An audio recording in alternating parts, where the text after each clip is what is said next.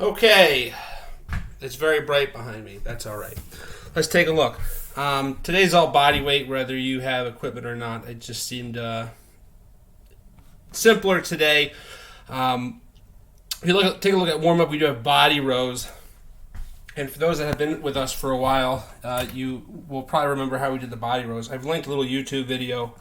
He kind of attaches a sheet behind the door and he closes it. I never really liked that method, so instead what I recommend is you take your bed sheet and you wrap it around a tree or a post or something in your house that's very sturdy, and you can just lean back and essentially do your ring row that way. So rest of the warm-up is pretty simple. Remember, on push-ups we want to maintain that core stability, that plank position, right? We don't want to be like this trying to do push-ups. We want to be in a line. Speaking of push-ups, we got a shit ton of them today, starting with handstand push-ups. Trying it a little different today. Really the idea with this is to just kind of get some work in. You can kind of use this as a test to see where you're at. I've written 5 sets of max reps. Now, remember, if you're going to true failure here, you're going to fatigue through your sets, and so you're likely to get less reps by the later sets, which is fine. That's going to happen. Now, last time we did sets of 5, so keep in mind your minimum should be sets of 5, right? That's what we were hitting last week in class. Brendan, I used a mat. I can't do them from the floor. I could maybe do 1 from the floor, but I couldn't do 5 from the floor. I usually use a mat and a 10 or something like that. Okay, well, we can use things around the house to kind of create some aid. Keep in mind that your ab mat or your 25-pound plate is about 2 inches, and your 10-pound plate is about 1 inch. So if you had 3 mats, you need 6 inches worth of help. I suggest some phone books or textbooks, a pillow, couch cushion, something like that, where you have a few, 4 solid inches of stuff and then 2 inches of squish, so you have a little padding.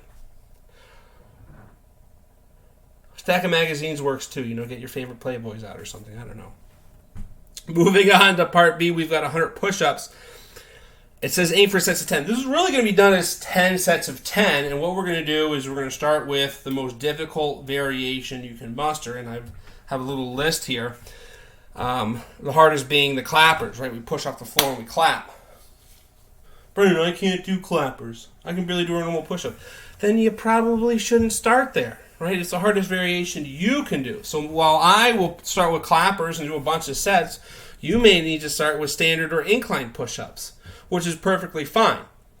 How it's going to go is you start with clappers and you get your set of 10 in, and it's awesome. And you're like, okay, that's good. And you take your break and you get a set of 10 in, and that's good. And you take a break. And then your third set you go and you get to 7 and you're done. What do? Well, you move on, right? You're at 27 reps. You're going to move on to diamond push-ups now for your next set of 10. What about those 3 reps you missed? Well, you can just make them up at the end. So just keep track. I did 10 clappers, 7 clappers, 10 diamond, 8 diamond, right? So I'm at like 55 or 30, 65 or whatever, right? So you're just going to keep going down the list, and you might end up your last set is a couple reps or whatever, and that's fine. Lastly, get you huffing and puffing, a little run, some burpees, and some sit-ups. 400-meter run. You don't need to go out with your GPS or your find a route or whatever. For most people, go around the block. That might be a little more, but it's probably good for us. Or you can go, hey, I'm going to go 90 seconds down. I made it to this tree. I'll just run to this tree and back every time. Just get a rough estimate. Should be a good time. Like I said, we're only going to have 2 workouts, so yesterday's and today's. You have 3 days to get them done, I guess, and then we're back in the gym Thursday. I'm going to do a little post about this, but, since I'm talking, I might as well continue talking. How this works in with COVID right now is when someone comes into your business and they have symptoms, they test positive, they go through contact tracing. And everybody that's interacted with that positive individual now needs to quarantine for 2 weeks from the last date of interaction. So the member that tested positive, the last date I interacted was Wednesday the 28th, along with a few other gym members. So we had to quarantine through this Wednesday. That's 2 weeks. Now, the first week we were in the gym because they didn't know about it, but this is the best they can do.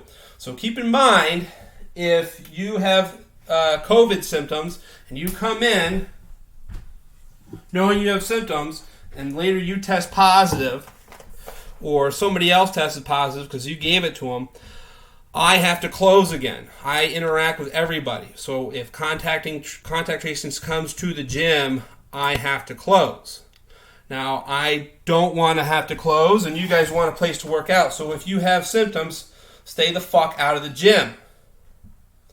3 big symptoms: fever, fatigue, coughing. If you suspect it's allergies, you can go to one of these quick testing sites, a quick Google search. They've got a whole bunch of them. You don't have to drive all the way to Watertown. Somebody had suggested that to me. But you can go there. You'll get a quick negative in 20 minutes. Oh, yes, it's just allergies. Great. But if you're coming in with symptoms, I'm going to kick you out. I don't want to close again. I'm not dealing with this shit. So if you're feeling like shit, if you have symptoms, just stay the fuck home or come in with a negative test result.